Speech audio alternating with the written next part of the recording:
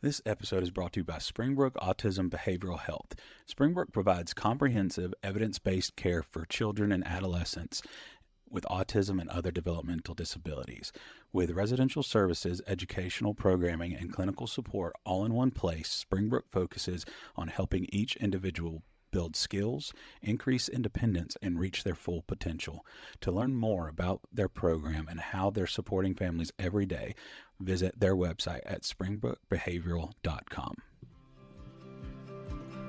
What's going on, everyone? And thank you all so much for joining in on today's conversation. I'm super excited to share this with you guys. As always, I'm Jake Edgar. I'm your host of All Abilities No Filter. And in today's conversation, we hear from Lena Livinsky, who is a holistic pediatric feeding specialist, speech language pathologist, and founder of Livinsky Kids.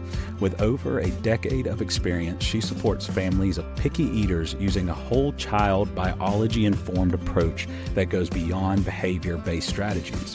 Also, through her Bloom framework, Lena helps parents understand what their child's body is truly communicating by looking at gut health, sensory development, nervous system regulation, and connection-based mealtime support.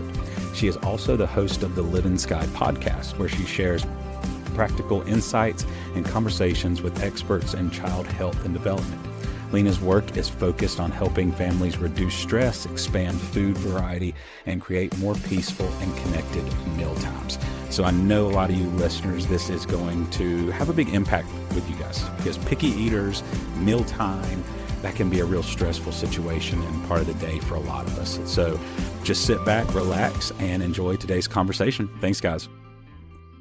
All right, Lena, well, thank you so much for joining us today. I know myself and our listeners are super excited about this conversation, but if you wouldn't mind just kind of letting our listeners know a little bit about yourself, about your background, and kind of what brought you on today. Yeah, well, thank you for having me. I'm definitely excited to be here. So by trade, I'm a speech language pathologist, and I've been in the field for over 14 years now. I don't mean to age myself, but it's been a while. Um, so when I started in the field, I've always been very interested in feeding. And my entire training, every extra curricular training that I did, every extra courses, my CEUs have always been in feeding and in that area.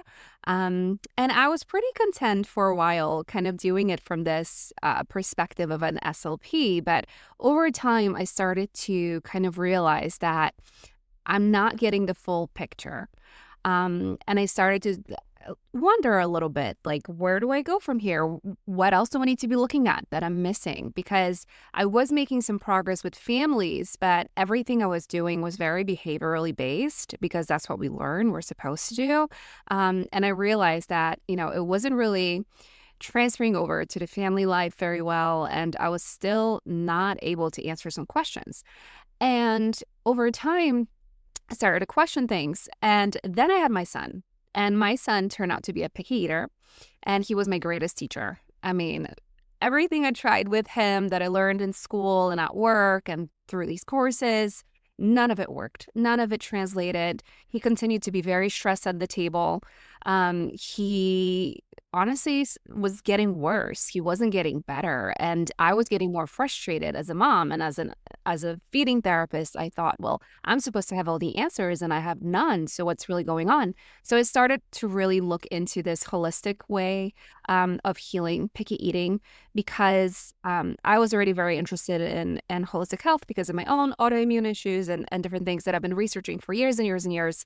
And then once I had my son, I kind of, like, this light bulb moment went off where I was like, why am I not translating this information into the children and to the pediatric population? This is exactly what I've been missing.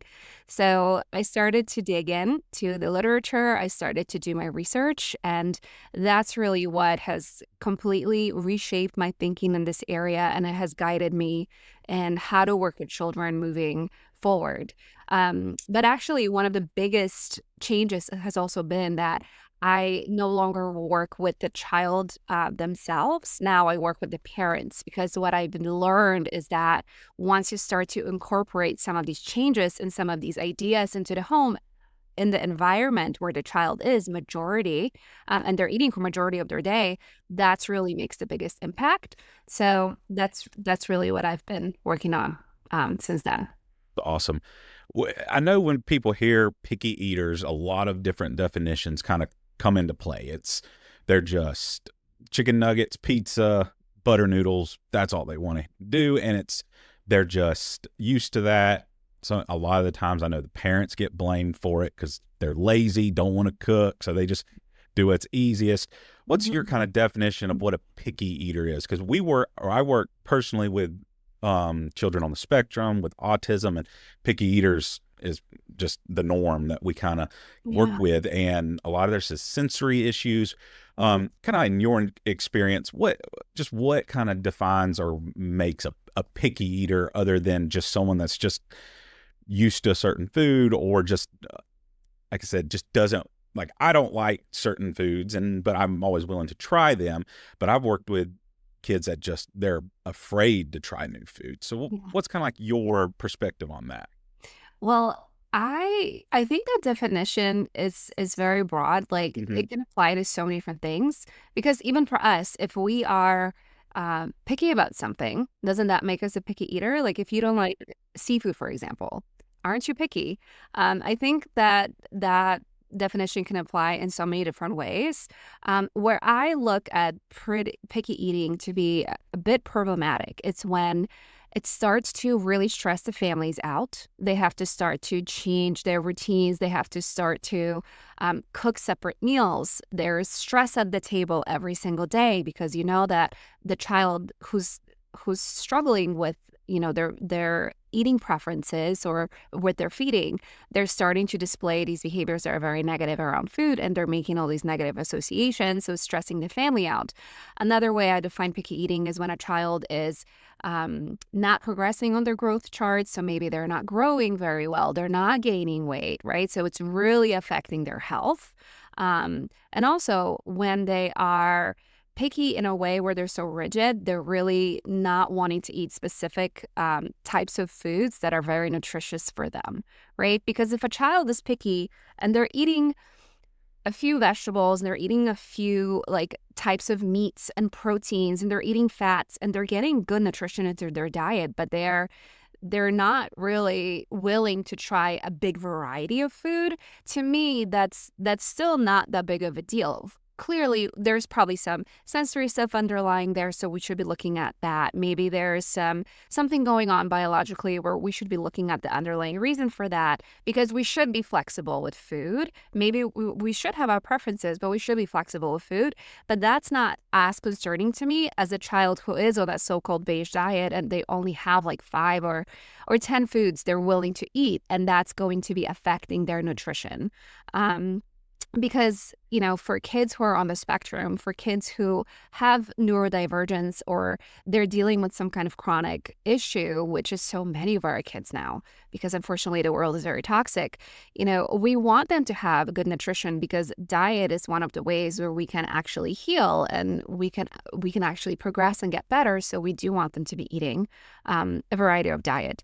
But that's kind of my definition of picky eating. I think it's very broad, and I think sometimes we get stressed about it very much. Where even though the child is eating, so I just wanted to make that distinction. Sure. And I know you kind of touched on this too. Those signs like not physically developing on track or the nutrition drop, are those kind of the signs you look for when you're trying to decide, is this a phase that they're going through? Because I know a lot of younger kids, they want to stick to certain foods that they're used to, and they eventually kind of grow out of it. My little brother, he was like that. It was just very plain cheeseburger, actually burger, no cheese, just very plain diet. Now he's one of the most adventurous eaters I've ever been around. Are those kind of the signs you look for to differentiate? Is this a phase that they're going through, or is this underlining something that can affect them in the future? Yeah, I definitely look for these signs, but I also have to say, like, I feel like picky eating is definitely not normal. I don't want to say that it's necessarily a phase, and we talk about it as being a phase, but I love to learn from I don't know if you've ever heard of Mary Ruddick, but she has traveled the world. She's an ancestral nutritionist, um, and she has traveled the world and visited countless like untouched tribes, and these people are in perfect health, right? These people are in perfect health. And picky eating doesn't exist there. It doesn't exist. It never has, because the kids are developing so beautifully on the trajectory where they're supposed to be, with their diet that they're supposed to be on, and their jaws are developing appropriately, and everything is growing how it's supposed to. Versus in the Western world, we are, unfortunately, our kids, like, they're not developing the way that they could be, because unfortunately the environment is not giving them what they need necessarily. Clearly, we're depending on the home, every home is different, but a lot of our food is softer than what it used to be, right? These kids in those tribes, they're not eating processed foods. They're eating meat, and they're working on their jaw strength and things like that. And I feel like, because of how our world has progressed and we moved away from a lot of the things that are biologically normal for us, we're seeing these phases and we're seeing these rigid behaviors around foods. Whereas before, I don't think they were there, because they're really not there. And in that example, and she has visited with countless, like hundreds of tribes, and these people are in perfect health. So it just makes me think. It makes me think, because we grew up thinking it's a phase, kids go through this, and sometimes they get through it in a few weeks, sometimes they get through it in a few months or a few years. But I question, why is it there? Why are these rigid behaviors there? Is it because of their gut health issues, and that eventually change, that maybe, their preferences change over time? Is it because of something going on underneath biologically? Maybe they're struggling with something and then they heal over time and those preferences change. I wonder, it's just my musings. No, that's super. I never thought about, like you said, the jaw development and the almost early development of the tools to eat certain foods. That's so interesting. Do you think that early exposure to different types of food is super beneficial? Because, like I said, I mentioned my little brother like I said, he was a picky eater, and he didn't want his daughters to kind of, in his way of developing those way of thinking. So as soon as they're able to eat solid foods, they're eating things that, like I said, the chicken, they were eating safer foods that he knew that they could have, but high food almost, and very low seasoned things, just to get them used to textures. And because that was his big thing, is textures were problems for him. But now they're eating things. I mean, you're kind of what you said, they don't want the chicken nuggets, and they're reaching for porks and beefs that they're make at the home. And it's super cool to see, because these little girls are very young, but very rarely are they ever asking me for the processed foods or candies or things that you generally would want them to avoid. And the only difference I can see is they were eating those more nutritional things from the get-go, and that was kind of their only option, what they allowed them to have. So do you think that early exposure does benefit them in the long run like that? I do. And I think especially early exposure to these nutritious foods that are harder to chew, that you need to work on, so that, everything is developing beautifully. And I do think that exposure to like different flavor profiles is important, and maybe not introducing sugar so early on. And I feel like, we have these opportunities, like the first birthday where it's smash cake and kids are just having like so much cake sugar, and some families don't do like a sugar cake, but I'm just like, these things matter because they do influence our gut and our preferences. So when we are exposed to not so many snacks and not so many sugary foods and not so many fruit pouches at the beginning, I think that our preferences and our gut bacteria, honestly, they reflect that as the kid is growing. So I do think that it makes a difference. That's awesome. And I know you've mentioned it a couple of times with gut health. And I know as I've gotten older, physicians I've seen, and my wife, she is in the medical field, always preaches about gut health, how almost like more than 50% of health issues originate in the gut, and how important it is to provide it with healthy bacteria. Kombucha is a big thing in my home because it's just that's one thing I didn't. And then she slowly exposed me to healthier ones and better tasting ones. That was the big thing. But But the yogurts and the things like that, because I never even knew what healthy bacteria was. It was just, you think bacteria, you think that's bad. It's just, that's what's makes people sick or anything like that. But if you wouldn't mind kind of going into how gut issues or gut health can play a role with feeding preferences and things like that. Oh, I really do think that a lot of the sensory issues originate in the gut. I do, because our the gut and the brain are constantly communicating and sending each other's messages. There's so many neurotransmitters that are important when it comes to eating in general, for like our flavor profiles, for our appetite, for our hunger cues, and things can kind of get off track when our gut is not in a good place. And like you said, a lot of our illnesses originate in the gut. So I think that the gut is definitely at the epicenter of a lot of the picky eating issues here. And I think we're also not even understanding how much yet.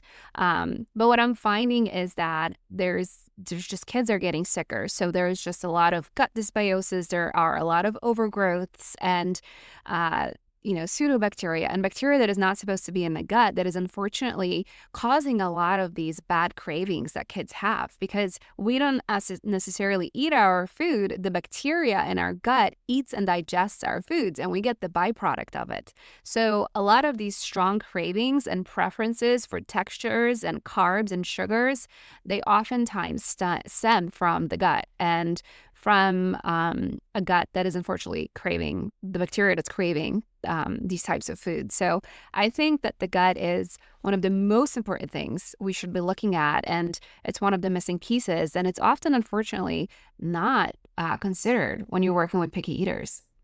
And I think I was speaking with a parent, and she kind of went on this path of trying to help her kids, and because all they did was crave sugar. And when she did that, she was always so hyper focused on the weights and things like that. So she switched them from like sodas to diet sodas, and they, the whole thing, well, it's not sugar, it's aspartame and things like that. But it's still, when the body gets that, the physician told her that it was still almost a sugar replacement. So they're going to continue to crave that sugar. They might not be getting the caloric intake from it, but that crave is always going to be there, because you're craving that just the same as you would sugar. So you're going to pick up that candy bar to hit that. So it's kind of like what you said, you're almost wanting to readjust your body to not crave those certain foods, because you can deny your body that all the time, but they're always going to crave it if you're giving your body that stuff. And Definitely.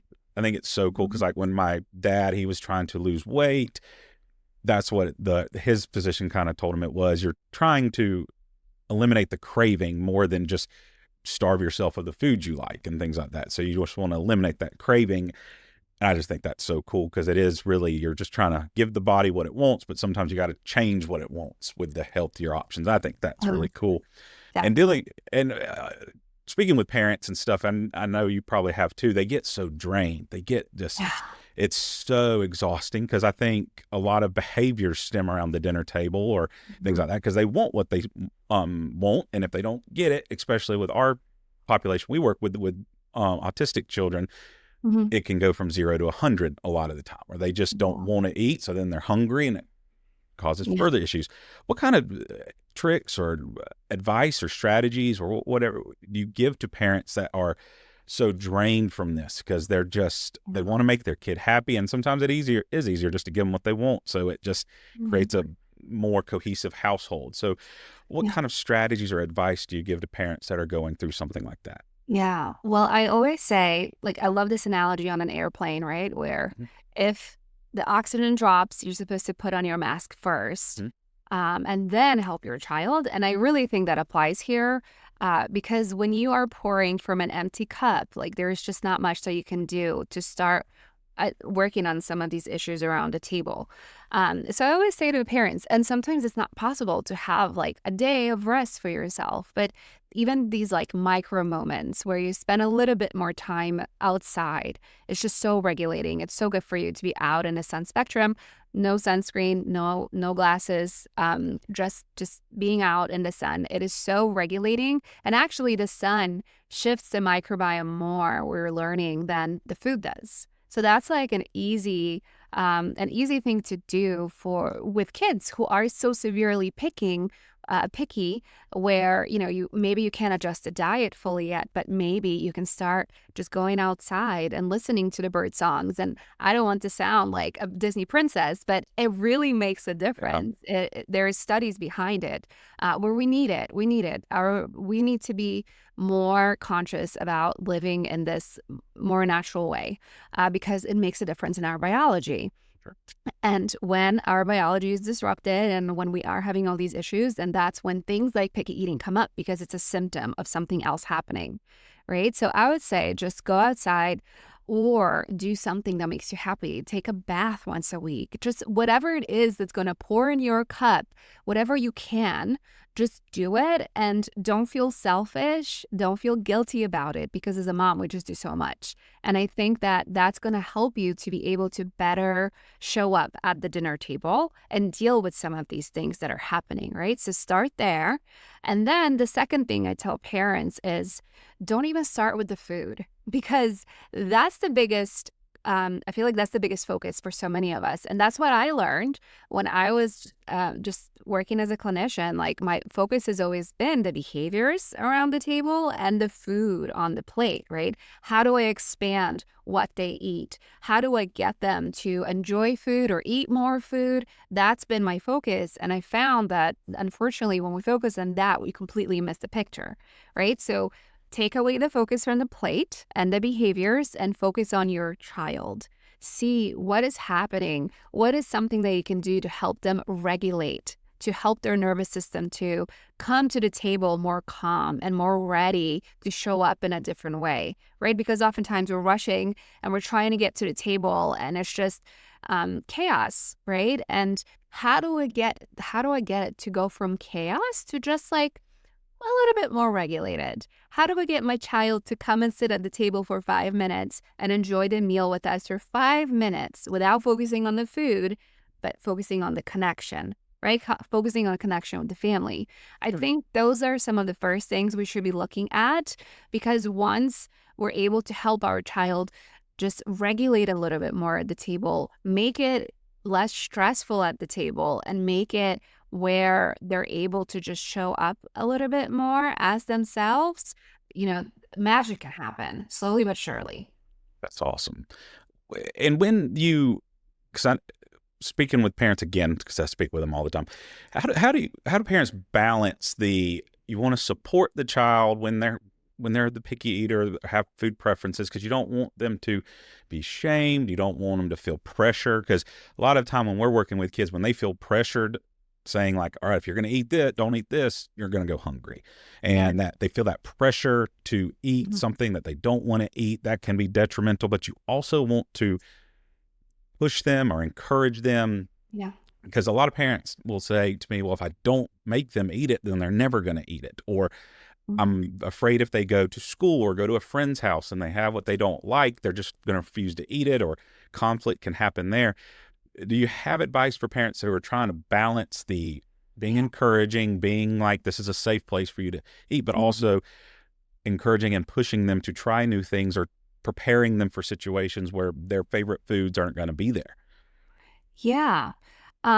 So I love boundaries. I think boundaries are healthy for kids, and I think we need to have them because they need to know what they need to do, but they also need to be appropriate for that moment, right? They need to be developmentally appropriate. So depending on the age, right? Because if I'm setting a boundary for a 3-year-old who can't sit for 5 minutes at the table, and the boundary is you got to sit here for 20, I'm setting them up for failure. So I want to make sure that whatever the boundary is, we're making it realistic and an achievable goal. right? Because if we're going from a child who only eats beige foods and that's their safe food, and we're going to jump into, well, today we're going to have 5 pieces of broccoli, that's going to feel like a Mount Everest to climb for some kids, right? So it's not necessarily like a boundary that is achievable for them. So maybe the boundary is we're gonna have to like dissect it a little bit and see what they're struggling with, so we can start to set these boundaries that are achievable and more appropriate for them. So maybe for them, maybe the first thing we're gonna change about the food, because all they eat is pasta that is plain with nothing on it, maybe there's going to be at first like a drop of butter at the bottom of the plate before we even mix it in. And that's going to be the way of like introducing like a healthy fat into their diet. We got to think about like how far we can push them, and in a way that still feels like a victory for both the parent and the child. Because sometimes we have these unrealistic expectations where, you go from a beige diet to a steak at dinner, and maybe they don't have the oral motor skills to chew that. Maybe they don't have, the ability sensory-wise to break it down, because steak it's very hard to break down. You need to have the skill. You need to be able to handle it. It's uneven. There is different pieces of meat in there. Every cut is different. There is fat. There is like different muscle meat. Some of it's tough. Some of it is soft. Like, you need to have the skill to eat that. So I think working on boundaries that are just developmentally appropriate is the first way to go. Absolutely. And you gotta celebrate those small wins when you're Yeah. dealing with those situations. We tell parents who are always looking for perfection, well, you're always going to be stressed because Yeah. it's just not going to happen no matter what. But if you can look for those small Yeah. wins and make your kid feel like they just had the biggest success in the world because they tried a dino shaped nugget instead of their normal nugget, that's a huge Yeah. thing. And they're going to look forward to trying new things at that point. And it Right. just eliminates that stress and makes the parents feel so good. Yeah.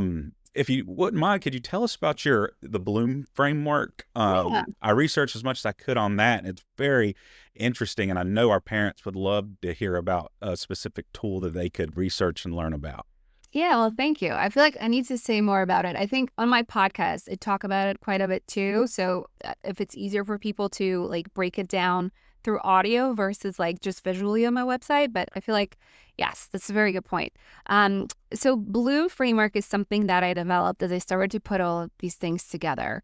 The fact that it's not about behavior, it's really not about the food, it's about the child. So it helps me to kind of picture the child in this holistic way, right? So it stands for B, balanced health. The first thing we look at is health-wise. How are they doing? And that even encompasses things like their nervous system regulation, their sleep, their blood sugar.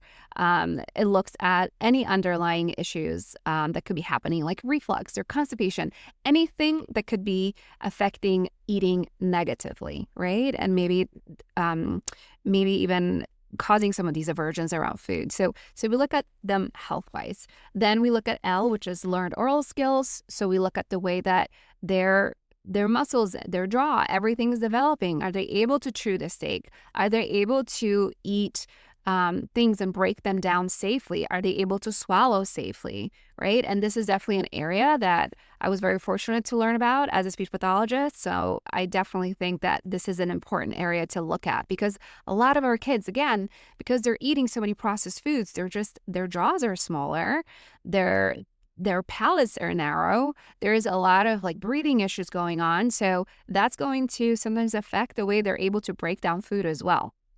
The first O is the optimal microbiome. So again, talking about the gut-brain connection, talking about the gut and how that influences our preferences. So things like our appetite, our hunger cues, our cravings for sugar, cravings for starches. And there's so much more. This is just like the gist of it. But our gut really influences our health and our picky eating preferences. And our sensory preferences will fall into that oral motor part and into that gut part a lot. So a lot of kids who have these like sensory issues, they usually have, unfortunately, in these two areas, there's some struggle.